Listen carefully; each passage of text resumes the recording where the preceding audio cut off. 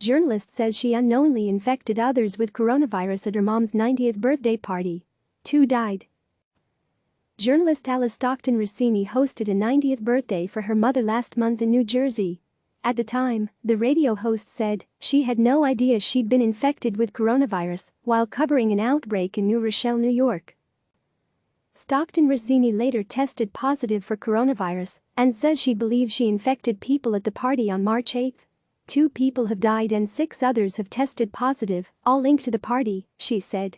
Those who tested positive include her parents and her brother-in-law, who's 56 and is on a ventilator at a hospital in New York City, she said. He was not at the party. I had no idea how quickly this virus would spread. No idea at all, she told CNN. And it is frightening. And it is sobering. And it's not fun to have to live with the fact that you could make someone extremely sick. The party, which was at a church in Long Beach Island, was attended by about 25 of her mother's friends.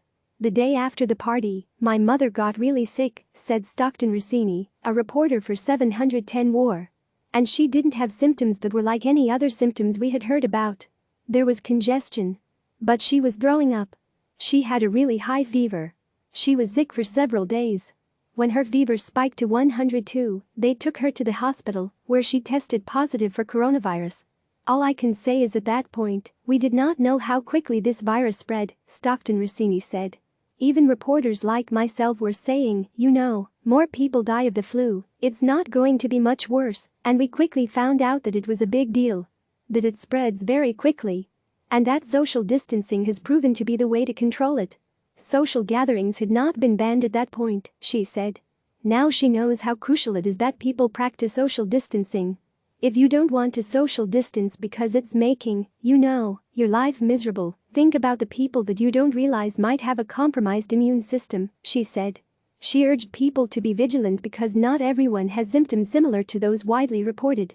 Every member of my family has tested positive except for my son, she said. Not all of us had the same symptoms.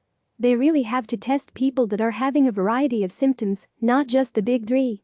Fever and cough and lethargy.